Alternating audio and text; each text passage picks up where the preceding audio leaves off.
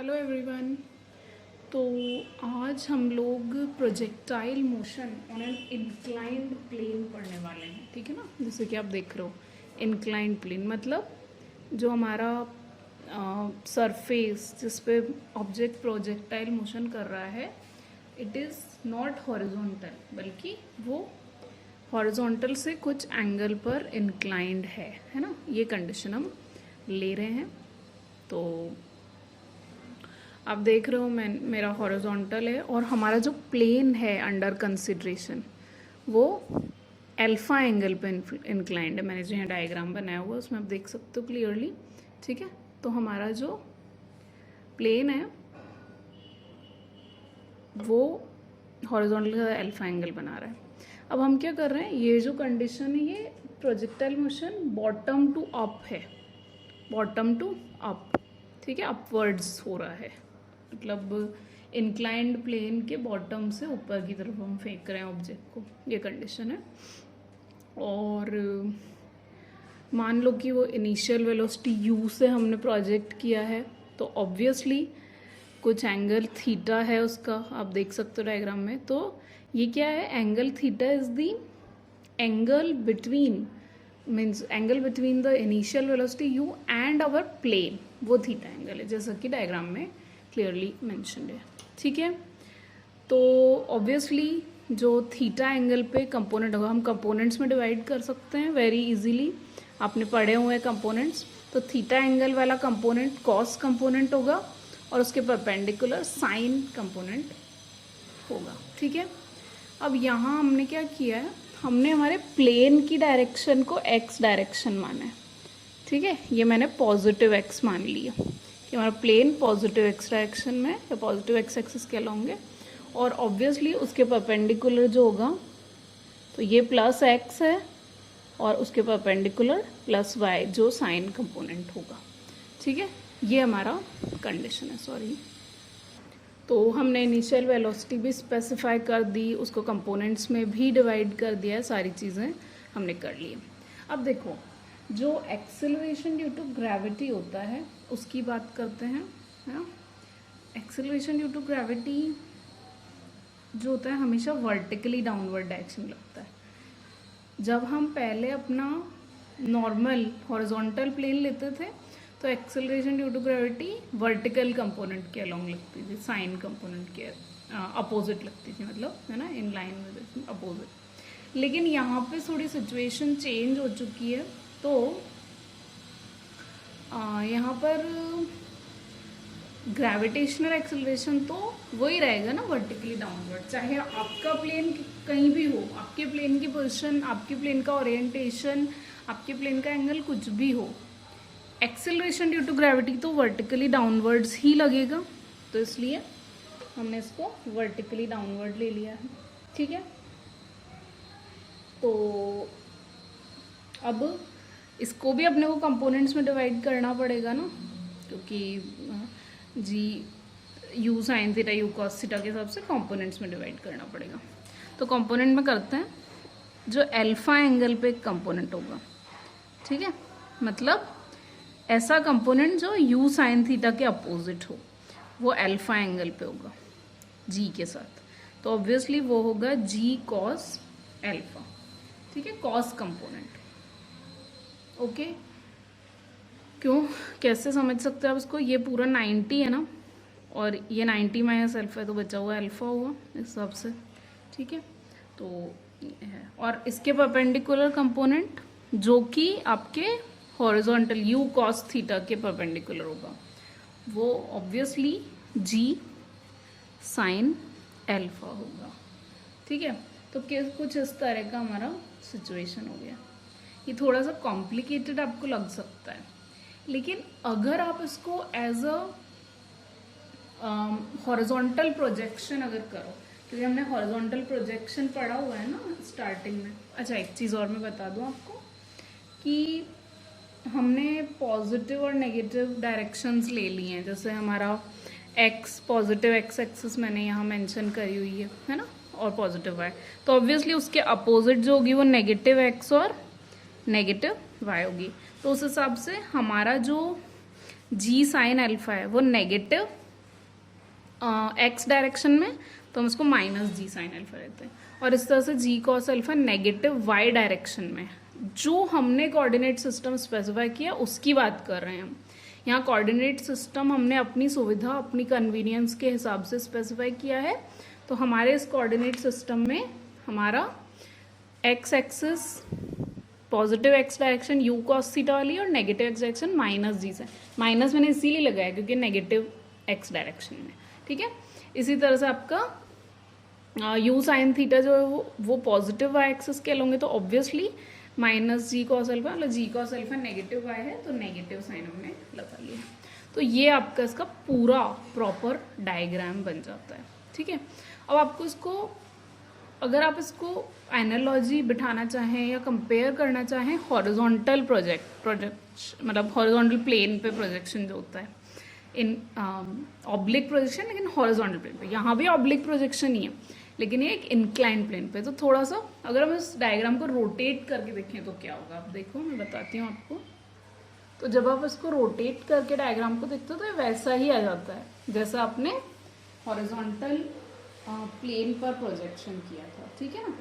तो बस कुल मिला के यहाँ आपकी ऑब्वियसली वही है, अपना जो इंक्लाइन प्लेन है वो हॉरिजॉन्टल की तरह हो गया। बस ये है कि जो आपका कंपोनेंट्स हैं एक्सेलरेशन ड्यू टू ग्रेविटी के, पहले वो जो यू साइन थीटा के अपोजिट हुआ करता था वो जी हुआ करता था, अब क्या हो गया जी कॉस अल्फा, क्योंकि हमारा प्लेन इंक्लाइंड है। तो अगर मैं इस डायग्राम को सिंप्लीफाई करके बनाऊं तो कुछ ऐसा बनेगा।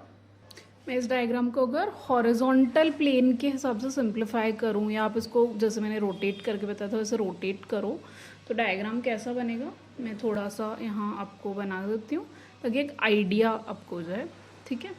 तो इस हिसाब से हमारा, अगर हमारा प्लेन है जो इंक्लाइंड है लेकिन हम उसको रोटेट करके हॉरिजॉन्टल की तरह देखना चाहें तो कुछ ऐसा होगा। ये u है आपकी इनिशियल वेलोसिटी, ये प्लेन के साथ थीटा एंगल बना रही है, u कॉस थीटा वाला कंपोनेंट हो गया, और इसके परपेंडिकुलर जो होगा वो u साइन थीटा होगा, और u साइन थीटा के जस्ट ऑपोजिट कौन है, g नहीं है, यहाँ क्या है माइनस जी कॉस अल्फा है, ये आपको ध्यान रखना है। तो इतने टाइम तक आप जो एक्सेलरेशन माइनस जी लेते थे अब वो क्या हो जाएगा माइनस जी कॉस एल्फा, ठीक है। हम ट्रीट उसको वैसे ही करेंगे।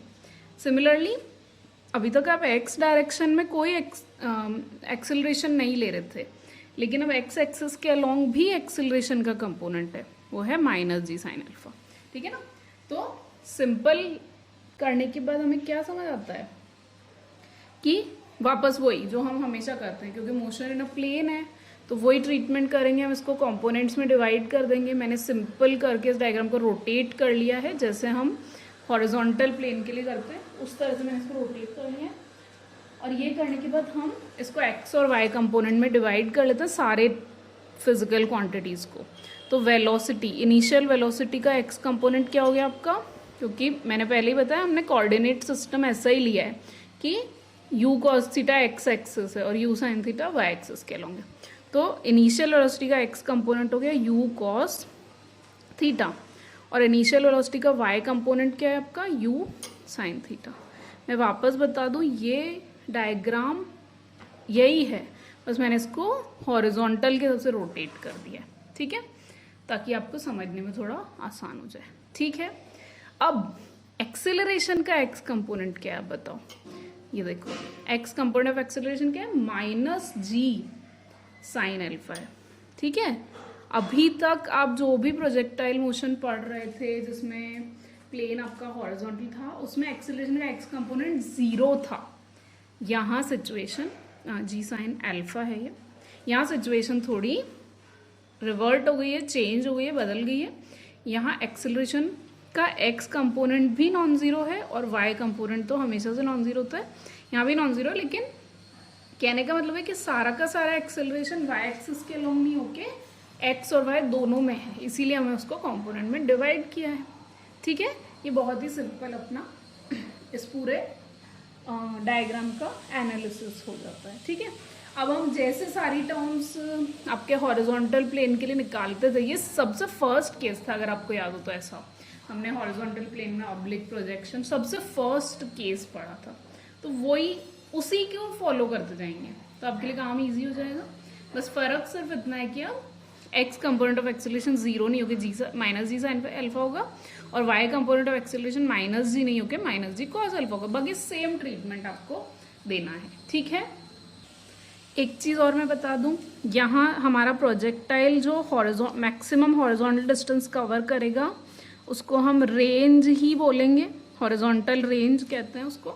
ये मैक्सिमम डिस्प्लेसमेंट या displacement, final displacement in x direction होता है, और इस तरह से वाई डायरेक्शन में जो डिस्प्लेसमेंट करता है वो इसकी मैक्सिमम हाइट कहलाती है, एच एम या कैपिटल एच से भी रिप्रेजेंट करते हैं। तो हम कैपिटल एच भी ले सकते हैं उसको और एच एम भी ले सकते हैं, doesn't matter as long as you know क्या है उसका मतलब। तो ये वर्टिकल डायरेक्शन में मैक्सिमम हाइट, मतलब मैक्सिमम हाइट अटेन्ड है, ठीक है। अच्छा, अब इस हॉरिजॉन्टल रेंज को कवर करने में इसको जो टाइम लगता है उसको टाइम ऑफ फ्लाइट कहते हैं। कितनी बार हम निकाल चुके हैं, अब तो 3 बार हम निकाल चुके हैं, 3 अलग अलग केसेस के लिए। तो अब आपको पता होगा, यू मस्ट बी फैमिलियर कि टाइम ऑफ फ्लाइट का मतलब क्या होता है। टाइम ऑफ फ्लाइट का मतलब होता है कि पूरे प्रोजेक्टाइल मोशन में कितना टाइम लगा, उसको कहते हैं टाइम ऑफ फ्लाइट, ठीक है। तो वो टाइम ऑफ फ्लाइट जब होता है या उतने टाइम में एक्स डायरेक्शन में डिस्प्लेसमेंट आर हुआ है और वाई डायरेक्शन में कितना डिस्प्लेसमेंट हुआ। अब देखो, मैं इस डायग्राम को देखूं या इसको देखूं, बात एक ही है, क्योंकि मैं बार बार बता रही हूँ, मैंने इसी डायग्राम को रोटेट करके यहाँ बना दिया है। तो एक्स एक्सिस के अलॉन्ग जो डिस्प्लेसमेंट हुआ है, मैं कैपिटल एच ले लेती हूँ, मैक्सिमम हाइट को यहाँ भी मैंने बताया कैपिटल एच है, आप एच एम भी ले सकते हो, उससे कोई फर्क पड़ता नहीं है। तो एक्स एक्सिस में इसका डिस्प्लेसमेंट कितना हुआ है टाइम ऑफ फ्लाइट के पूरे टाइम में आर, और वाई एक्सिस में पूरे टाइम में कितना डिस्प्लेसमेंट हुआ आप देखो, चाहे इसमें देख लो चाहे इसमें देख लो, एक ही बात है, कंफ्यूज नहीं होना है आपको बिल्कुल भी। तो अब देखो, वाई एक्सिस में इनिशियल पोजीशन वाई पे 0 थी, वाई कोऑर्डिनेट, और फाइनली भी ये आके एक्स एक्सिस पे लैंड हुआ है या हॉरिजॉन्ट मतलब प्लेन पे लैंड हुआ है, तो एक्स एक्सिस पे लैंड हुआ है, तो वाई कंपोनेंट फाइनल पोजीशन पे भी 0 है। यानी वाई कंपोनेंट का इनिशियल और फाइनल दोनों ही वैल्यू 0 है, मतलब वाई एक्सिस के अलॉन्ग इसका डिस्प्लेसमेंट कितना हो गया 0, ठीक है। तो डिस्प्लेसमेंट अलॉन्ग वाई एक्सिस जब हम लिखते हैं, है ना, वो होता है s y is equal to 0। तो जब भी हम इक्वेशन निकालेंगे तो वाई एक्सिस के अलॉन्ग टोटल डिस्प्लेसमेंट 0 लेंगे पूरे टाइम में जो डिस्प्लेसमेंट हुआ है, ठीक है। तो अब सॉल्व करके इक्वेशन फाइंड आउट करते हैं, चलो सॉल्व करते हैं इसको। अच्छा, एक चीज़ और बता दूं, एक्स कंपोनेंट के अलॉन्ग जो डिस्प्लेसमेंट हुआ है, मतलब एक्स कंपोनेंट ऑफ डिस्प्लेसमेंट वो है आर, है ना, पूरे टाइम में total displacement x component x direction में या एक्स कंपोनेंट ऑफ डिस्प्लेसमेंट वो है आपका आर। तो पहले वाई डायरेक्शन के लिए हम लिखेंगे equation, second equation of motion along y direction या वाई एक्सिस। मैं वापस बता दूं, हमने यहाँ एक्स एक्सिस और वाई एक्सिस थोड़े इंक्लाइन लिए हैं, वो हमारा अपना कोऑर्डिनेट सिस्टम है, उससे कोई फर्क नहीं पड़ेगा आपके कैलकुलेशन पे, बस एक सिंप्लीफिकेशन के हिसाब से हमने ले लिया है, ठीक है, क्योंकि हम अपने हिसाब से मैनेज कर सकते हैं कोऑर्डिनेट सिस्टम को, क्योंकि रिलेटिव होता है ना कोई भी कोऑर्डिनेट सिस्टम, इसलिए, ठीक है। तो हमारा एक्स कोऑर्डिनेट एक्स डायरेक्शन ये है, वाई डायरेक्शन ये है, उसी को लेके हम चल रहे हैं। मैंने सारी क्वांटिटीज़ यहाँ स्पेसिफाई कर दी हैं, तो अब आपके लिए इजी होगा वैल्यूज पुट करना। तो मैं क्या कर रही हूँ, वाई डायरेक्शन के लिए सेकेंड इक्वेशन ऑफ मोशन लिख रही हूँ। तो s y is equal to u y, और टाइम कितना लेंगे, टाइम ऑफ फ्लाइट, मतलब टोटल टाइम जो लगा है वो ले रहे हैं। तो u y t plus half a y और टाइम अगेन टी एफ का स्क्वायर।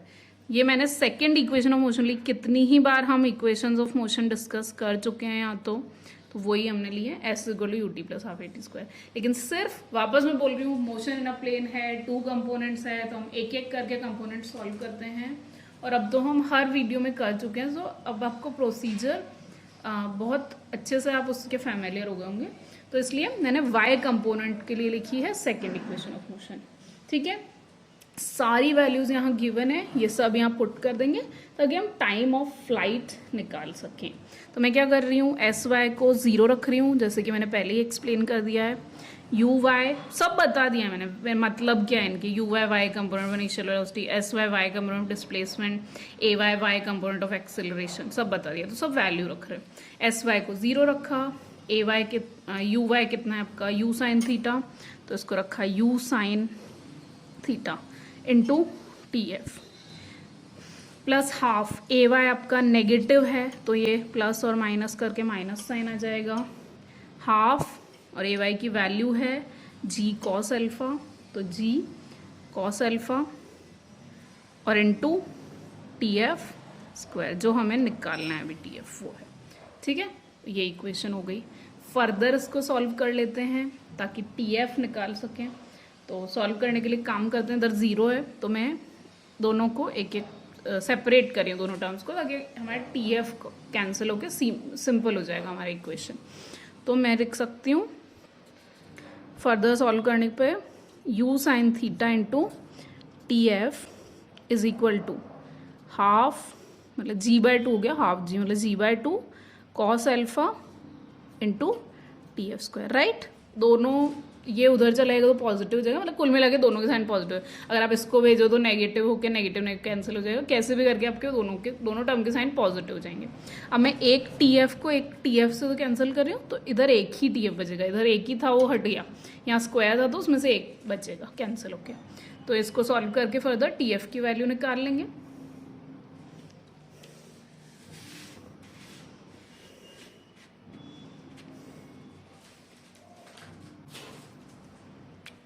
तो कुल मिला के टी एफ कितना आता है आपका, u साइन थीटा तो है ही है ना, u sine theta upon g/2 है तो 2 ऊपर आ जाएगा, 2u sine theta upon g, और साथ में क्या है आपका कॉस अल्फा। तो कुछ इस तरह का आपका आता है टी एफ का expression, 2u sine theta upon g cos alpha. An important relation. यहाँ अल्फा पता है आपको, अल्फा क्या है, अल्फा है हमारे प्लेन का इंक्लिनेशन, ठीक है, कि वो हॉरिजॉन्टल के साथ कितने एंगल पे इंक्लाइंड है, ये अल्फा। और थीटा क्या है, थीटा है हमारी इनिशियल वेलोसिटी हमारे प्लेन से कितना एंगल बना रही है, इंक्लाइंड प्लेन से, वो है थीटा। ठीक है, तो उनकी टर्म्स में थीटा और अल्फा की टर्म्स में ये रिलेशन आता है। अच्छा, अब कुछ स्पेशल केस देखेंगे। एक स्पेशल केस तो है, मैं यहाँ बता देती हूँ आपको, 2 स्पेशल केसेस देख रहे हैं इसके लिए।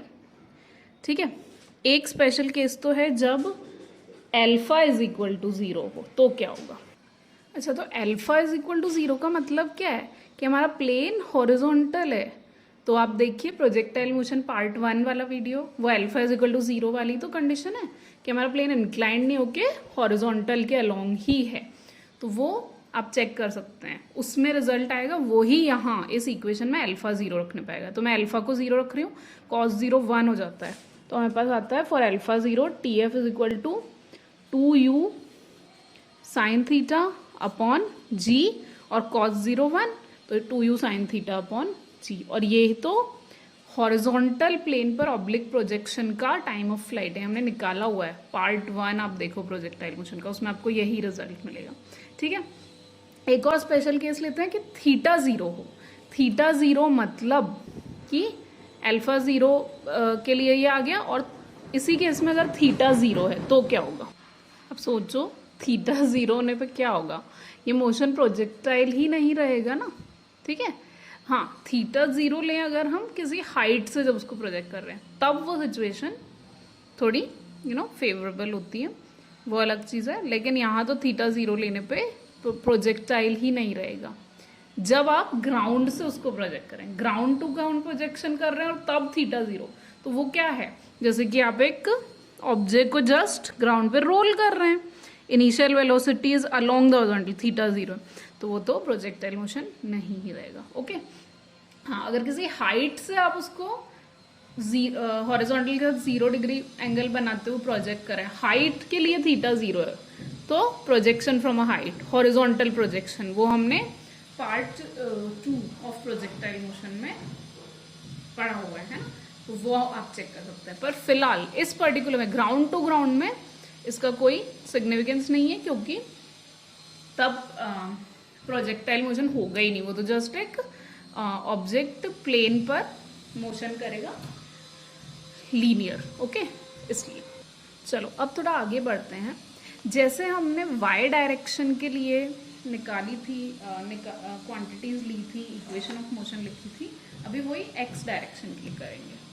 क्वांटिटीज़ मुझे सारी नोन है, मैंने यहाँ मेंशन कर ही रखी है, इन्हीं का यूज़ करेंगे हम, ठीक है। तो same second equation of motion लिखते हैं for x direction. So for x direction में लिख रही हूँ सेकेंड इक्वेशन ऑफ मोशन, तो अब आपको याद ही होगी, s is equal to u t plus half a t square. लेकिन यहाँ सिर्फ एक्स कंपोनेंट की लिखेंगे, तो x component of displacement is r, पहले ही बता चुके हैं हम, is equal to u x t, और टाइम कितना ले रहे हैं, कितने टाइम में ये आर डिस्प्लेसमेंट कर रहा है एक्स एक्सिस में, टोटल टाइम ऑफ फ्लाइट में, तो time of flight t f plus half a x, x component of acceleration T f square, ठीक है। सारी वैल्यू रख देंगे, S x component of displacement को तो मैंने आर रख ही दिया है। यू एक्स की वैल्यू आपके पास है यू कॉस थीटा, तो यू कॉस थीटा रख रहे हैं इंटू टी एफ। फिर ए एक्स जो है एक्स कंपोनेंट ऑफ एक्सेलरेशन वो नेगेटिव है, माइनस जी साइन अल्फा में बता चुकी हूँ नेगेटिव क्यों है, क्या रीज़न है, तो इसको रख देते हैं वो माइनस साइन यहाँ ट्रांसफर हो सकता है, और जी और अपॉन 2 साइन अल्फा, कुछ भी नहीं किया मैंने, ए एक्स की value minus g sine alpha यहाँ से उठा के यहाँ रख दिया, और 1/2 पहले से फॉर्मूला में था, ठीक है। तो जी साइन अल्फा ये ए एक्स की वैल्यू, और टी एफ स्क्वायर जो कि ऑलरेडी फॉर्मूला का पार्ट है, ओके। अब इसको सॉल्व कर लेते हैं, सॉल्व करेंगे, क्यों सॉल्व कर रहे हैं हम, हॉरिजॉन्टल रेंज आर निकालने के लिए। अब तो आप समझ गए होंगे, अब तो आप जान गए होंगे हॉरिजॉन्टल रेंज क्या होता है। तो क्या आएगा कुल मिला के आपके पास, r is equal to u cos theta t f और minus g by two sine alpha t f square, ठीक है। थोड़ा सा इस इक्वेशन में क्या करते हैं, टी एफ की वैल्यू रख देते हैं, जो पहले हमने अभी थोड़ी देर पहले निकाली थी, तो मैं वैल्यू रख रही हूँ, यू कॉस थीटा है, टी एफ की वैल्यू है 2u sine theta upon g cos alpha, ठीक है। ये मैंने टी एफ की रखी। इस तरह से सेकेंड टर्म में भी आपको टी एफ की वैल्यू रखनी पड़ेगी, ठीक है। तो सेकेंड टर्म में भी रख देते हैं, क्या आएगी, मैं सेकेंड टर्म यहाँ लिख रही हूँ, कोई प्रॉब्लम नहीं होनी चाहिए, ये माइनस उठा के मैं यहाँ रख देती हूँ, पूरी एक ही इक्वेशन हो जाएगी। तो है g/2 sine alpha into t f square, मतलब इस पूरी टर्म का square, 2u sine theta upon g cos alpha और इसका होल स्क्वायर, क्योंकि यहाँ टी एफ स्क्वायर। तो ये पूरी जो वैल्यू है ये किसकी वैल्यू है, आपकी हॉरिजॉन्टल रेंज आर, ये हॉरिजॉन्टल रेंज आर को रिप्रेजेंट करता है, ठीक है। अच्छा, अब ये रेंज का काफ़ी कॉम्प्लिकेटेड सा फॉर्मूला है, हम इसको थोड़ा और सिंप्लीफाई करेंगे, ठीक है। मैं और सिंप्लीफाई करके आपको बता रही हूँ, ध्यान से देखना। देखो और सिंप्लीफाई करते हैं, आपको अच्छे से समझ आ जाना चाहिए। मेरा आर क्या आया है, मेरा आर आया है you cos theta into 2 t F की वैल्यू ना 2u sine theta upon g cos alpha, ये फर्स्ट टर्म है। सेकेंड टर्म है, वापस लिख रही हूँ मैं ताकि क्लैरिटी आ जाएगी आपको थोड़ा सा। सेकेंड टर्म आई है g/2 साइन अल्फा, माइनस में g/2 साइन अल्फा और इसी का whole square, t f square है ना, तो 2u साइन थीटा अपॉन ये अल्फा है, ठीक है, जी कॉस अल्फा का आपके पास स्क्वायर है इसमें, ठीक है। इसमें जी कॉस अल्फा, इसमें जी कॉस अल्फा है और होल स्क्वायर। और थोड़ा सा एक्सपैंड या सिंप्लीफाई करते हैं, थोड़ा सॉल्व करते हैं। मैं ऐसा करती हूँ, u इंटू यू स्क्वायर लिख रही हूँ, 2u square cos theta into sine theta, cos theta sine. अभी आगे आइडेंटिटी अभी नहीं लगा रहे हैं, थोड़ा और सॉल्व करेंगे। जितना हम इसको कंप्रेस्ड या सिंपलर फॉर्म में लिखे हैं वो अच्छा है, इसलिए मैं 2 कॉस थीटा साइन 2 थीटा लिख रही हूँ, अभी ऐसे ही छोड़ रही हूँ, ठीक है। अब देखते जाइए, second term minus g/2 sine alpha है, ठीक है, यहाँ थीटा है, तो ये 2u square 2u sine theta का whole square 4u square sine square theta हो गया ना, पूरा पूरा स्क्वायर करना है, upon g square cos square alpha, क्योंकि जी कॉस अल्फा का भी होल स्क्वायर हो रहा है तो जी स्क्वायर, तो ये पूरे टर्म का स्क्वायर मैंने यहाँ लिख दिया है as it is, okay, square करके। और इसमें से एक 2 तो कैंसिल हो गया, इधर एक जी कैंसिल होके एक ही जी बचेगा, ओके। अब आप देखो इन दोनों टर्म्स में कॉमन क्या आ रहा है, कॉमन आ रहा है 2u square sine theta, 2u square sine theta numerator में, और डिनोमिनेटर में कॉमन है जी कॉस एल्फा, ठीक है। या अगर हम जी कॉस स्क्वायर एल्फा कॉमन लें तो यहाँ कॉस एल्फा मल्टीप्लाई हो जाएगा। तो मैं ऐसा कर रही हूँ, इस इक्वेशन में दोनों टर्म्स में से 2u square sine theta upon g cos square alpha क्या ले रही हूँ, कॉमन जी कॉस स्क्वायर। तो अब क्या बचेगा, फर्स्ट टर्म में एक तो कॉस थीटा बचा, और क्योंकि हमने कॉस स्क्वायर एल्फा कॉमन लिया तो ऊपर एक कॉस एल्फा आएगा, तो कॉस एल्फा कॉस थीटा बचा इधर तो, और इधर क्या बचा माइनस, और ये तो एक साइन थीटा बचा है, ठीक है। और हाँ, ये एक साइन अल्फा यहाँ था पहले से, वो मैं लिखना भूल गई थी तो मैं लिख देती हूँ। तो क्या बचा, एक साइन थीटा कॉमन में चला गया बाहर, तो एक साइन थीटा बचा और एक साइन अल्फा, बाकी डिनोमिनेटर तो इसका पूरा ही चला गया है जी कॉस स्क्वायर अल्फा, ठीक है। तो सिर्फ बचा इसमें sign alpha into sine theta. थोड़ा और सिंपल हो गया हमारा इक्वेशन, है ना। अब इसमें आप कौन सी आइडेंटिटी लगा सकते हो, आप लगा सकते हो कॉस ए cos b plus minus sine ए साइन बी, है ना, कॉस ए कॉस बी माइनस साइन ए साइन बी। तो जो आइडेंटिटी है वो भी मैं यहाँ मेंशन कर देती हूँ ताकि आपको एक रेफरेंस रहेगा। Cos A cos B minus sine A sine b is equal to, पता होगा वैसे आपको पर फिर भी मैं यहाँ एक बार मेंशन करती हूँ, कॉस ए प्लस बी होता है। तो यहाँ एक एंगल ए है अल्फा और एंगल बी है थीटा, तो cos A cos B minus sine A sine B होगा कॉस ए प्लस बी, ठीक है। तो वो हो जाएगा, या इस हिसाब से हो जाएगा cos alpha plus theta, okay. तो मैं आइडेंटिटी यहाँ पुट कर रही हूँ, तो इससे हॉरिजॉन्टल रेंज हमारी आ जाती है, रेंज आपको पता है मैक्सिमम हॉरिजॉन्टल डिस्टेंस ट्रैवल, तो वो आ जाती है, ये फैक्टर तो एज इट इज आएगा 2u square sine theta upon g cos square alpha, और कॉस से कॉस बी माइनस साइन ए साइन बी को क्या लिख रहे हैं हम, cos A plus B, B यहाँ थीटा है, ए यहाँ अल्फा है, तो कॉस अल्फा प्लस थीटा, ये आपका एक्सप्रेशन आ जाता है, ठीक है। अब इस इक्वेशन में अगर आप क्या रखोगे, आप अल्फा को 0 रख दो वापस, जो हमने स्पेशल केस पहले टाइम ऑफ फ्लाइट में लिया था, ठीक है। ये तो हमारा फाइनल एक्सप्रेशन है, इंपॉर्टेंट है। तो इस पर्टिकुलर टाइप ऑफ मोशन के लिए जबकि इंक्लाइंड प्लेन पे ground to ground oblique projection हो रहा है, उसके लिए हॉरिजॉन्टल रेंज का फॉर्मूला है। अब अगर आप अल्फा 0 रखो, फॉर अल्फा 0, अल्फा 0 वापस मैं बता रही हूँ क्या मतलब हुआ उसका, कि इंक्लिनेशन 0 यानी हमारा प्लेन हॉरिजॉन्टल है, तो अल्फा 0 के लिए क्या हो जाएगा, ये यहाँ अल्फा 0, ठीक है, और यहाँ भी अल्फा 0, कॉस 0 आपको पता है 1 होता है, और यहाँ 0 हो जाएगा, तो कुल मिला के क्या आता है 2u स्क्वायर साइन थीटा, और कॉस अल्फा 0 सिर्फ थीटा बचेगा, तो कॉस थीटा अपॉन जी, क्योंकि ये cos square alpha cos square 0 की वैल्यू 1 हो जाएगी, तो यहाँ मैं 2 sine theta cos 0 sine 2 theta ले रही हूँ, या तो ये भी सही है और ऐसे भी लिख सकते हैं आप, u square sine 2 theta 2 sine theta cos 0 sine 2 theta upon g. अब ये क्या है, ये तो आपके हॉरिजॉन्टल सरफेस पे जो प्रोजेक्टाइल मोशन पार्ट 1 में हमने पढ़ा है, हॉरिजॉन्टल सरफेस पे ग्राउंड प्रोजेक्शन, उसके लिए हॉरिजॉन्टल रेंज का फॉर्मूला है। तो ये जनरल फॉर्मूला है, उसका एक स्पेशल केस हमने ऑब्टेन कर लिया। क्लियर है ये आपका।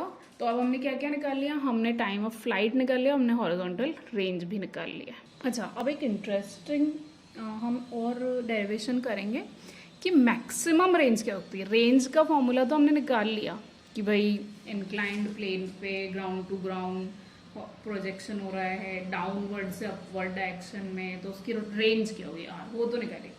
लेकिन ये रेंज मैक्सिमम कब होगी, मैक्सिमम होने की कंडीशन क्या है, एंगल थीटा कितना हो तब रेंज मैक्सिमम होगी, ठीक है, वो हम निकालते हैं। तो आपको पता है मैक्सिमा की कंडीशन कि for range to be maximum उसका जो डिफरेंशियल है first differential d r by d theta वो होना चाहिए जीरो, क्योंकि हम थीटा की कंडीशन निकाल रहे हैं तो थीटा के रिस्पेक्ट में डिफरेंशिएशन होगा, तो फर्स्ट डिफरेंशियल उसका जीरो होना चाहिए मैक्सिमम, रेंज के मैक्सिमम होने के लिए।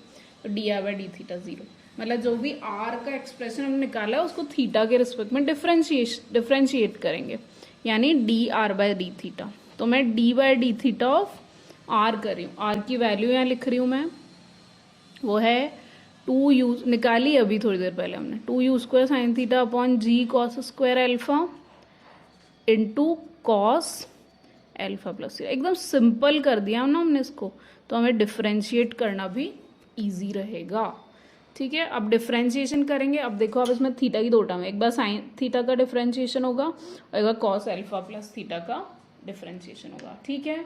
तो मैं डिफ्रेंशिएट करके आपको बता रही हूँ, वो क्या आएगा, D r by d theta क्या आएगा, पहले तो कर रहे हैं हम, देखो 2u स्क्वायर अपॉन जी को कॉस स्क्वायर अल्फा तो एज इट इज रहेगा, क्योंकि वो कांस्टेंट है ना थीटा के हिसाब से, तो उसका डिफरेंशिएशन अपने को करना ही नहीं है, वो एज इट इज लिख रही हूँ मैं ये फैक्टर, केवल साइन थीटा। अब पहले मैं क्या कर रही हूँ, साइन थीटा का डिफरेंशिएशन कर रही हूँ, साइन थीटा का डिफरेंशिएशन होगा plus cos theta, cos theta और as it is cos alpha plus theta आ जाएगा। फिर सेकेंड टर्म में होगा आपके कॉस एल्फा प्लस थीटा का डिफरेंशिएशन, है ना, और sine theta as it is आ जाएगा। समझ रहे हो आप, डिफरेंशिएशन करना आता है, ये पूरा कांस्टेंट फैक्टर है ये वाला, मैं सिर्फ साइन थीटा कॉस एल्फा, तो पहले साइन थीटा कॉस थीटा किया, cos alpha plus theta as it is आ गया। अब सेकेंड टर्म में sine theta as it is रहेगा, ठीक है, और प्लस आना चाहिए, लेकिन कॉस एल्फा प्लस थीटा का differentiation minus sine alpha plus theta होगा, तो इसलिए मैंने पहले ही यहाँ माइनस साइन लगा दिया है, minus sine alpha plus theta. तो कुल मिला के आपका पूरा D r by d theta ये है। थोड़ा और सिंप्लीफाई आप कर सकते हो, यहाँ एक आइडेंटिटी लग सकती है कॉस ए cos B minus sine sine B, जो पहले यूज़ की थी अभी थोड़ी देर पहले, ये वाली वही वापस यूज़ कर रहे हैं हम, cos A cos b plus sign A sine B cos A plus B, यहाँ भी तो वही हो रहा है cos A cos b plus sign A sine B, sorry cos A cos B minus sine A sine B, वो होता है कॉस ए प्लस बी, ठीक है। तो वही रख देते हैं हम, तो d r by d theta factor तो as it is 2u square upon g cos square alpha आ गया, कॉस ए कॉस बी माइनस साइन ए साइन बी को मैं रख रही हूँ कॉस ए प्लस बी, ये आइडेंटिटी मैं अभी थोड़ी देर पहले बता चुकी हूँ, वही हम यूज़ कर रहे हैं। तो कॉस, अब यहाँ ए कौन है थीटा और बी कौन है एल्फा प्लस थीटा, तो ए प्लस बी, और फर्दर और ऐसे भी लिख सकते हो आप 2u square g cos square alpha cos alpha plus 2 theta, right. अच्छा, और आर मैक्सिमा की कंडीशन क्या है कि आपको इसको जीरो रखना है, तो मैंने इसको जीरो भी रख दिया ताकि हम मैक्सिमम वाली कंडीशन निकाल सकें, ठीक है। फर्दर सॉल्व कर रही हूँ मैं, इसको जीरो रखा तो ये पूरा फैक्टर जीरो के साथ जाके जीरो बन जाएगा, तो cos alpha plus 2 theta is equal to zero, और कॉस थीटा जीरो कब होता है, जब थीटा पाई बाय 2, यानी ये पूरा जो एंगल है एल्फा प्लस 2 थीटा वो किसके बराबर होगा, पाई बाय 2 के बराबर। तो इससे हम थीटा निकाल सकते हैं बहुत इजीली फर्दर सॉल्व करके, तो थीटा आएगा आपका pi by 4 minus alpha by 2, मतलब एंगल थीटा की इस वैल्यू के लिए आर रेंज की वैल्यू मैक्सिमम रेंज होती है, ठीक है। अगेन इसमें भी अगर आप अल्फा जीरो रखो, स्पेशल केस जो हम बार बार ले रहे हैं, हॉरिजॉन्टल प्लेन का project ground to ground projection, तो अल्फा जीरो रखने पे सेकेंड टर्म जीरो, थीटा क्या हो गया पाई बाय 4। तो जब आप हॉरिजॉन्टल प्लेन से प्रोजेक्शन करते हो तो थीटा पाई बाय 4 यानी 45 डिग्री, अल्फा जीरो रखने पे थीटा क्या हो गया पाई बाय 4, ये मैक्सिमम रेंज की कंडीशन बता रही हूँ मैं। मतलब कितने एंगल से आप प्रोजेक्टाइल को प्रोजेक्ट करोगे तो रेंज मैक्सिमम, मतलब हॉरिजॉन्टल डायरेक्शन में मैक्सिमम डिस्टेंस कवर होगी, ठीक है। तो वो ये होती है, राइट। समझ आ रही है बात आपको, ठीक है। तो थीटा पाई बाय 4, और यही कंडीशन होती है जब हॉरिजॉन्टल प्लेन पे आप ग्राउंड टू ग्राउंड प्रोजेक्शन करते हो तो 45 डिग्री एंगल से आपको मैक्सिमम रेंज मिलती है। तो वो स्पेशल केस अल्फा 0 के लिए, और बाकी अल्फा नॉन जीरो यानी हमारा इंक्लाइंड प्लेन है तो थीटा इतना होना चाहिए। तो वो अल्फा पे भी डिपेंड करता है कि रेंज, हॉरिजॉन्टल रेंज का एंगल थीटा कितना, मैक्सिमम हॉरिजॉन्टल रेंज का एंगल थीटा कितना होना चाहिए, है ना। और आर के फॉर्मूला में थीटा की ये वैल्यू जब हम पुट करते हैं तो हमें मैक्सिमम रेंज मिलती है, और उसकी वैल्यू आती है u square upon g into 1 plus sine alpha. ये मैक्सिमम हॉरिजॉन्टल रेंज आती है for oblique projection on a inclined plane, ठीक है। हाँ, तो अब दूसरा केस ले रहे हैं इसी में कि ऑब्लिक प्रोजेक्टाइल मोशन हो रहा है इंक्लाइंड प्लेन में, लेकिन अब हम ऊपर से नीचे फेंक रहे हैं उस ऑब्जेक्ट को, ठीक है, डाउन द प्लेन। पहले था अपवर्ड्स, अभी है डाउनवर्ड्स, ठीक है। यहाँ ऊपर से फेंक रहे हैं हाईएस्ट पॉइंट से, या ऊपर से नीचे की तरफ आ रहा है, ऐसे कुछ इस तरह, जैसे मैंने डायग्राम में बनाया। अब हमारे जो प्लेन है उसका इंक्लिनेशन अल्फा है, ठीक है। तो यहाँ जहाँ से हम प्रोजेक्ट कर रहे हैं ऑब्वियसली एंगल 90 होता है, अल्फा है तो ये बच्चा वो क्या होगा 90 माइनस अल्फा हो जाएगा, तो 90 माइनस अल्फा एंगल है, ठीक है। और एंगल ऑफ प्रोजेक्शन मतलब जो इनिशियल वेलोसिटी है u, वो हमारे प्लेन के साथ थीटा एंगल बनाए, मतलब हमने थीटा एंगल से उसको प्रोजेक्ट किया है, ठीक है। तो वापस से वही काम करेंगे जो पहले किया है। इस u के दो कंपोनेंट्स, एक थीटा एंगल वाला u कॉस थीटा और उसके परपेंडिकुलर वाला u साइन थीटा। अब थोड़ा सा हमारी परिस्थितियाँ बदल गई है, सिचुएशन चेंज हो गई है। अब की बार हमारा पॉजिटिव x हम रिवर्स कर रहे हैं, ये पॉजिटिव x और पॉजिटिव y तो पहले वाला ही रख रहे हैं, तो जो उसके अपोजिट वो नेगेटिव x हो जाएगा और ये नेगेटिव y। थोड़ी सी हमने सिचुएशन बदल दी है पिछले वाले केस से, यहाँ पॉजिटिव x की डायरेक्शन रिवर्स हो गई, ठीक है। तो अब मैं इस डायग्राम को थोड़ा सा इधर बना रही हूँ, है ना, थोड़ा सिंप्लीफाई करके बना रही हूँ। अल्फा के लिए अगर मैं बनाती हूँ तो जो हमारा u cos थीटा था, है ना, वो तो है। अब हमारा जो एक्सेलरेशन लगेगा वो तो वर्टिकली यहाँ भी लगेगा, वो यहाँ भी g लगेगा वर्टिकली डाउनवर्ड्स, तो इसके अब अपने को वापस कंपोनेंट्स करने पड़ेंगे, है ना। तो इसका एंगल 90 माइनस अल्फा पे एक कंपोनेंट होगा, ठीक है, और एक होगा अल्फा पे। तो यहाँ भी कर सकते हैं हम कंपोनेंट, मैं इधर कर लेती हूँ ताकि थोड़ा आसान हो जाएगा, है ना। तो ऑब्वियसली अल्फा एंगल वाला एक कंपोनेंट बनेगा, ये एंगल अल्फा होगा ना, पहले भी बताया पिछले केस में भी। तो ये कंपोनेंट होगा minus g cos alpha, minus क्यों, क्योंकि नेगेटिव वाई डायरेक्शन में इसलिए माइनस, और जो दूसरा होगा जी साइन अल्फा। अब इस बार थोड़ी परिस्थिति बदल गई है, सिचुएशन चेंज हो गई है। जी साइन अल्फा की डायरेक्शन प्लस एक्स के अलोंग है, यू कॉस थीटा के अलोंग है, प्लस एक्स के अलोंग है, तो इसको प्लस जी साइन अल्फा लेंगे, ठीक है। तो सारी क्वांटिटीज में लिख देती हूँ वापस। इनिशियल वेलोसिटी का x component u cos theta है, क्योंकि हमने अपनी प्लस एक्स डायरेक्शन को इस बार रिवर्ट कर लिया है हमारी कन्वीनियंस के लिए, ठीक है। इसको हम प्लस एक्स मान रहे हैं, ओके, कर सकते हैं ऐसा, हम कोई प्रॉब्लम नहीं है उसमें। और y कंपोनेंट वो उसको ही हमने पहले वाले को ही प्लस y माना है, तो y कंपोनेंट क्या होगा आपका u sine theta, well initial velocity का y कंपोनेंट।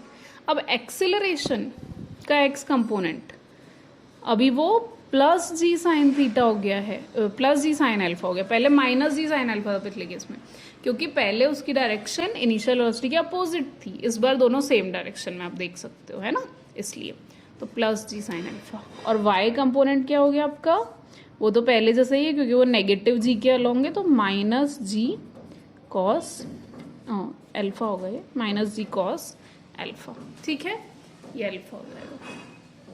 इसी चीज़ को आप यहाँ भी बना सकते हो, कोई प्रॉब्लम नहीं है, क्योंकि जी मैंने बताया, तो ये जो कंपोनेंट होगा ये माइनस जी कॉस अल्फा हो जाएगा और ये होगा प्लस जी साइन अल्फा, क्योंकि यू कॉस थीटा और जी साइन अल्फा दोनों सेम डायरेक्शन में, इसलिए दोनों को पॉजिटिव माना है। ठीक है, तो ये हमने सारे लिख लिए हैं, सारे स्पेसिफिकेशंस बता दिए हैं। बहुत सिंपल हो गया हमारा डायग्राम, इजी हो गया समझने में। अब हम यही इक्वेशन किसके लिए लिखेंगे, वापस से वही वाई डायरेक्शन के लिए हम लिखेंगे इक्वेशन।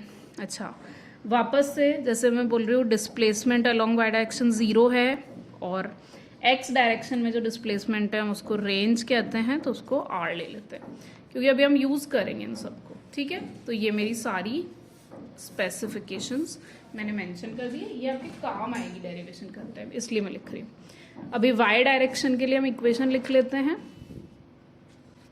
ठीक है, तो मैं लिख रही हूँ इक्वेशन अलोंग वाई डायरेक्शन, वही second equation of motion, s is equal to u t plus half a t square, लेकिन केवल वाई कंपोनेंट में लिखूंगी। और टाइम क्या लेंगे पता ही है आपको, क्योंकि डिस्प्लेसमेंट 0 ले रहे हैं, तो कितने टाइम में हुआ है वो, टाइम ऑफ फ्लाइट में, तो मैं टाइम को टाइम ऑफ फ्लाइट लूंगी। तो वाई डायरेक्शन के लिए सेकेंड इक्वेशन ऑफ मोशन लिख रही हूँ मैं, s y t is equal to u y time of flight के बराबर plus half a y time of flight t f का स्क्वायर।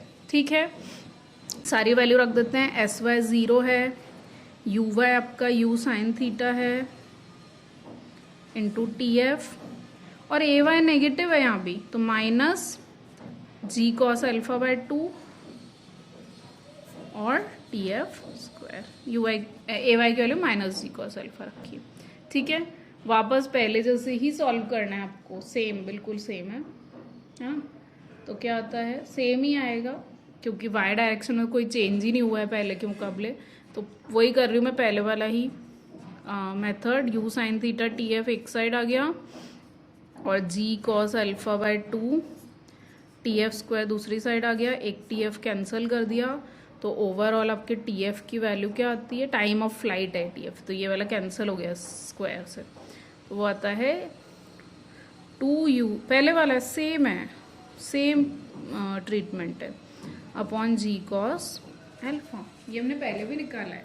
और वापस मैं बता दूँ, अल्फा 0 रखना मतलब इंक्लिनेशन 0 है, हॉरिजॉन्टल प्लेन है, तो जी कॉस अल्फा रखने पे वही रिजल्ट आएगा जो हमें हॉरिजॉन्टल प्लेन पे ग्राउंड टू ग्राउंड प्रोजेक्शन के लिए मिलता है। ठीक है ना, अभी तो वाई डायरेक्शन के लिए ट्रीटमेंट करके हमने टाइम ऑफ फ्लाइट निकाला, अब करेंगे हम एक्स डायरेक्शन के लिए।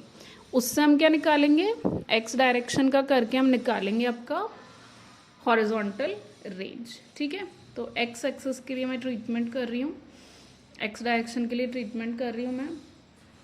वापस वही second equation of motion, displacement का एक्स कंपोनेंट वो आर है, पहले ही बता चुके हैं आपको, आर रख रहे हैं उसकी वैल्यू। ठीक है, तो मैं आर रख रही हूँ, डिस्प्लेसमेंट अलोंग एक्स डायरेक्शन, और वो होगा यू एक्स टाइम, तो टोटल टाइम लेंगे, plus half a x t f square. Right, वापस सारी वैल्यूज रख देते हैं। यू एक्स आपका यू कॉस थीटा है, ठीक है, तो मैं यू एक्स को यू कॉस थीटा रख रही हूँ, और t f into t f, और ए एक्स क्या है आपका प्लस जी साइन अल्फा है, तो यहाँ प्लस ही रहेगा, जी साइन अल्फा एक 2 जो डिनोमिनेटर में पहले से था into t f square.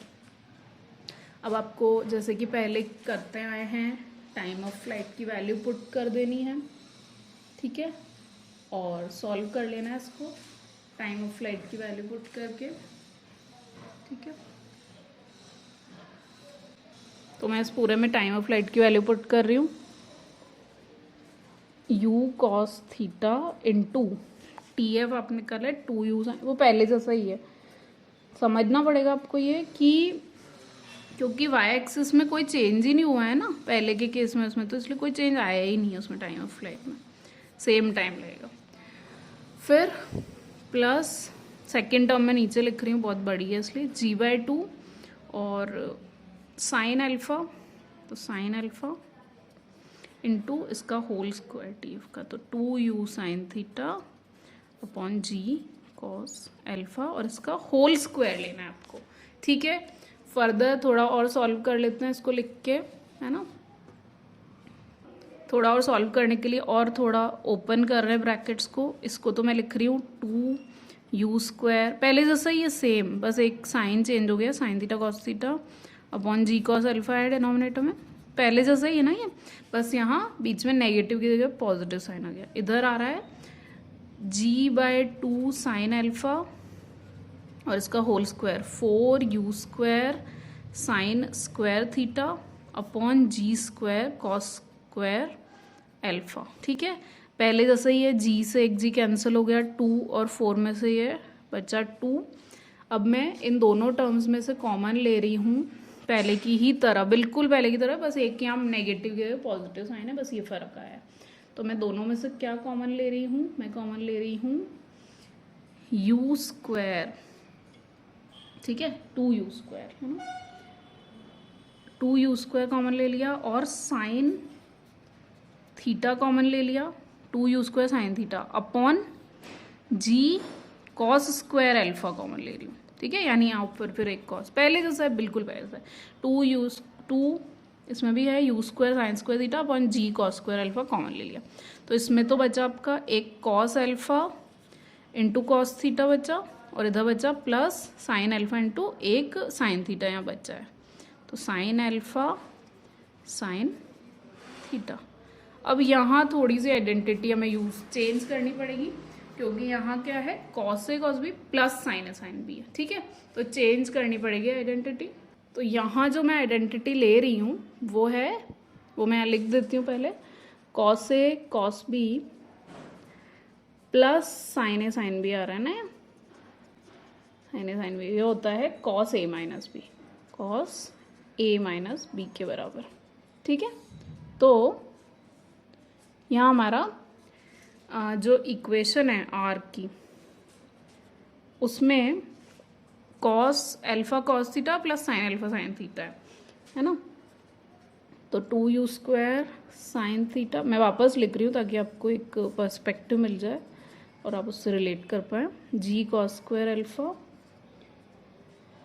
Bracket में था cos alpha cos theta plus sine alpha sine theta. ठीक है, तो वो cos A cos b plus sign A sine B वाला फॉर्म है, तो कॉस ए माइनस बी हो जाएगा। तो यही रख देते हैं वापस इसलिए लिखा मैंने पूरा ताकि आपको याद नहीं रहे, मान लो, क्योंकि अभी वो आपकी फ्रेम से चला गया है वो पूरा, इसलिए मैंने वापस लिख दिया। तो इसमें मैं ऊपर वाली identity cos A cos b plus sign A sine B cos A minus B लगा रही हूँ, तो ये पूरा हो गया कॉस ए अल्फा है और माइनस बी थीटा है। तो अब देखो ना, ये पहले जैसा ही फॉर्मूला है, सेम पिछले केस में जो रेंज आई थी वही सिमिलर फॉर्मूला है, बस फर्क है कि वहाँ कॉस अल्फा प्लस थीटा था, कॉस अल्फा माइनस थीटा है। ठीक है, और ऑब्वियसली यहाँ भी अगर आपको आर मैक्सिमम निकालना है तो d r by d theta को 0 रखना पड़ेगा। तो हम कर लेते हैं ये भी, है ना, डिफरेंशिएशन करेंगे, फर्स्ट डिफरेंशियल इसका 0 होना चाहिए, तभी मैक्सिमम आपको हॉरिजॉन्टल रेंज मिलेगी। ओके, तो वही हम मैक्सिमम रेंज की कंडीशन करेंगे, D r by d theta 0 होता है, तो हम उस आर का ही डिफरेंशिएशन करेंगे। मैं यहाँ वापस लिख रही हूँ आर, वापस लिख रही हूँ ताकि आपको एक पर्सपेक्टिव मिल जाए, 2u² sine theta upon g cos square alpha r, और साथ में कॉस अल्फा माइनस थीटा। तो हमें इसका डिफरेंशिएशन करना है, d r by d theta. ठीक है, मतलब d by d theta of this r. ठीक है, d by d theta of ये वैल्यू मैं पूरी लिख रही हूँ, 2u² sine theta upon g cos square alpha into cos alpha minus theta, इसका पूरे का डिफरेंशिएशन कर रहे हैं। ठीक है, ओके, तो कर लेते हैं इसका डिफरेंशिएशन। देखो आप, मैं रख रही हूँ वैल्यू, रख रही हूँ पूरी, तो डिफरेंशिएशन करेंगे एक एक टर्म का। पहली बात तो जैसे कि मैं पहले भी आपको बता चुकी हूँ कि जो आपका ये फैक्टर है 2u² sine theta by g, ये 2u² by g cos square alpha constant है, तो इसका नहीं होगा डिफरेंशिएशन। तो d r by d theta की वैल्यू क्या आएगी, differentiation 2u² by g cos square alpha का डिफरेंशिएशन होगा ही नहीं, कांस्टेंट है, तो एक बार हम करेंगे साइन थीटा का डिफ्रेंशिएशन, वो होता है कॉस थीटा, वो आ जाएगा, और cos alpha minus theta as it is आएगा। ठीक है, तो ये आ गई पहली टर्म। अब दूसरी टर्म में आप क्या करोगे, दूसरी टर्म में आप साइन थीटा को एज इट इज रखोगे, ठीक है, और कॉस अल्फा माइनस थीटा का डिफरेंशिएशन करो। अब मैं आपको बता दूं, कॉस अल्फा माइनस थीटा का डिफरेंशिएशन होता है minus sine alpha minus theta into -1, मतलब plus sine alpha minus theta कुल मिला के हो जाएगा। तो plus sine alpha minus theta, ये समझ आया आपको? फर्स्ट टर्म तो इजी है, साइन थीटा का प्लस कॉस थीटा और cos alpha minus theta as it is. Second में sine theta as it is, cos alpha minus theta का मैं यहाँ साइड में बता रही हूँ आपको, कॉस अल्फा माइनस थीटा का differentiation minus sine alpha minus theta, और साथ में माइनस थीटा का डिफरेंशिएशन क्या होगा, -1, तो into -1, minus minus plus sine alpha minus theta, इसलिए यहाँ प्लस साइन रिटेन रहेगा। ठीक है, ये डिफरेंशिएशन करना है आपको, बहुत केयरफुल रहना है। ऑलराइट, तो मैं फर्दर इसको सॉल्व करती हूँ। इसमें आपके जो आइडेंटिटी लग रही है हम पहले भी यूज कर चुके हैं, cos A cos b plus sign A sine B, वो होता है कॉस ए माइनस बी। ठीक है, तो यहाँ cos A minus B, cos A मतलब थीटा और बी मतलब अल्फा माइनस थीटा, तो वही लगाते हैं। तो आपका आएगा dr/d थीटा, फैक्टर तो कांस्टेंट ही रहेगा g cos स्क्वायर अल्फा वाला, और cos A cos b plus sign A sine b, तो कॉस ए मतलब थीटा माइनस बी मतलब अल्फा माइनस थीटा। ओके, समझ आ रहा है आपको? ठीक है, तो अच्छा, उसके बाद तो ये क्या आता है आपका 2u² g cos square alpha, ये तो वैसे भी 0 में जाना है, cos 2 theta plus 2 theta minus alpha, cos 2 theta minus alpha. ठीक है, ये थीटा थीटा 2 थीटा हो गया माइनस अल्फा। ठीक है, वापस लिख रही हूँ मैं, आपको शायद क्लियरली नहीं दिख रहा हो। तो ओवरऑल आया dr/d theta 2u² g cos square alpha, और cos थीटा प्लस, ये माइनस माइनस प्लस हो गया, थीटा प्लस थीटा 2 थीटा और एक minus alpha. Okay, 2 theta minus alpha, और अगर आप उसको ए ले लेते हैं अल्फा माइनस थीटा, तो अल्फा माइनस 2 थीटा जाता है, एक ही बात है। तो कुल मिला के आपके पास ये आता है। ठीक है, अब मैक्सिमा होने के लिए क्या कंडीशन है कि dr/d थीटा 0, तो 0 रखेंगे, ये पूरा फैक्टर 0 के साथ चला जाएगा, तो आपके पास लगता है cos 2 theta minus alpha is equal to 0, और cos 0 मतलब cos थीटा 0 मतलब थीटा क्या है, ये एंगल क्या है, π/2 के बराबर है, पहले भी यूज कर चुके हैं हम ये कंडीशन। तो इससे हम थीटा की वैल्यू निकालेंगे, वो आता है π/4 प्लस α/2। तो इस वाले प्रोजेक्टाइल में मैक्सिमम रेंज मिलने के लिए थीटा π/4 प्लस α/2 होना चाहिए। अगेन इसमें अगर अल्फा इज इक्वल टू 0 रखें तो थीटा π/4 होगा। मैंने बताया है हॉरिजॉन्टल प्लेन पे ऑब्लिक प्रोजेक्शन की कंडीशन है कि 45 डिग्री π/4 पे मैक्सिमम रेंज मिलती है। ठीक है, जब हम थीटा की ये वाली वैल्यू हॉरिजॉन्टल रेंज के फॉर्मूला में रखते हैं, इसमें थीटा की वैल्यू, तो हमें उसका maximum horizontal range r maximum मिल जाता है, और आर मैक्सिमम होता है आपका, उसकी जो वैल्यू होती है वो होती है u² g into 1 minus sine square alpha. ठीक है, और जो हमने पिछले केस में निकाली थी वहाँ भी 1 प्लस साइन स्क्वायर अल्फा आता है। ठीक है ना, so just make this correction, यहाँ 1 प्लस साइन स्क्वायर अल्फा आता है, और अगर ये बॉटम से टॉप वाला प्रोजेक्शन है, इसमें 1 प्लस साइन स्क्वायर अल्फा आता है, और अगर टॉप से बॉटम वाला प्रोजेक्शन हो रहा है तो यहाँ सेम आएगा, बस यहाँ 1 माइनस साइन स्क्वायर अल्फा आएगा, जैसे अभी मैंने निकाला है ये। ठीक है, सो दोनों में साइन स्क्वायर वाली टर्म आती है। Okay, thank you.